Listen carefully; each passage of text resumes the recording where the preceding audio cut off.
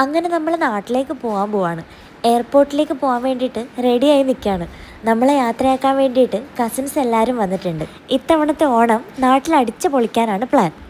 അങ്ങനെ നമ്മൾ എയർപോർട്ടിലെത്തി. ജിതേഷേട്ടൻ തങ്കത്തിനെ എടുത്ത് അങ്ങോട്ടും ഇങ്ങോട്ടും നടക്കുകയാണ്. അവൾ ഭയങ്കരമായിട്ട് കുരുത്തക്കേട് കളിക്കുന്നുണ്ടായിരുന്നു കേട്ടോ.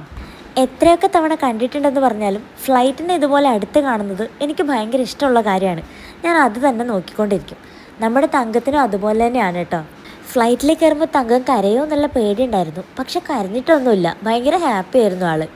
കുറച്ച് സമയമൊക്കെ അടങ്ങിയിരുന്നു. പിന്നെ കുരുത്തക്കേട് തുടങ്ങിയപ്പോൾ ഞാൻ ടാബ് എടുത്തു കൊടുത്തു. അവൾ അതിൽ എന്തൊക്കെയോ കുത്തിക്കുറിച്ചുകൊണ്ടിരുന്നു. മരുഭൂമി മേഘവും ഒക്കെ കണ്ട് അവസാനം നമ്മുടെ നാടിൻ്റെ പച്ചപ്പ് വിസിബിളായി തുടങ്ങി. നമ്മുടെ നാട് കാണുമ്പോൾ പറഞ്ഞറിയിക്കാൻ പറ്റാത്തൊരു സന്തോഷമാണ്. ആകാശത്തു നിന്നുള്ള നമ്മുടെ നാടിൻ്റെ വ്യൂ തങ്കത്തിന് കാണിച്ചു കൊടുക്കണമെന്നുണ്ടായിരുന്നു. പക്ഷെ കുരുത്തക്കേട് കളിച്ച് കളിച്ച് തങ്കം ഫ്ലൈറ്റ് ലാൻഡ് ചെയ്യുന്ന സമയമായപ്പോഴത്തേക്കും ഉറങ്ങിപ്പോയി.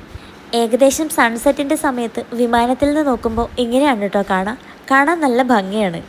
അങ്ങനെ ഫ്ലൈറ്റ് ഇറങ്ങി. നമ്മൾ പിക്ക് ചെയ്യാൻ വേണ്ടിയിട്ട് നമ്മുടെ 2 ഫ്രണ്ട്സാണ് വന്നിട്ടുണ്ടായിരുന്നത്.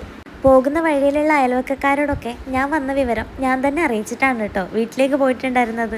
നമ്മൾ വീട്ടിലെത്തിയ പുറകെ നമ്മുടെ കുറച്ച് ഫ്രണ്ട്സും വന്നിട്ടുണ്ടായിരുന്നു വീട്ടിലേക്ക്. 2-3 മാസത്തിന് ശേഷം കാണുന്നത് കൊണ്ട് തന്നെ അമ്മമ്മയുടെ തങ്കം കമ്പനി ഉണ്ടാവുമോ എന്നുള്ള കാര്യത്തിലൊരു കൺഫ്യൂഷൻ ഉണ്ടായിരുന്നു.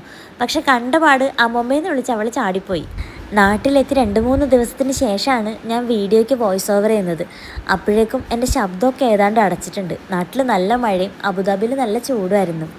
അപ്പോൾ ഇത്രയേ ഉള്ളൂ ഇന്നത്തെ വീഡിയോ. Bye bye.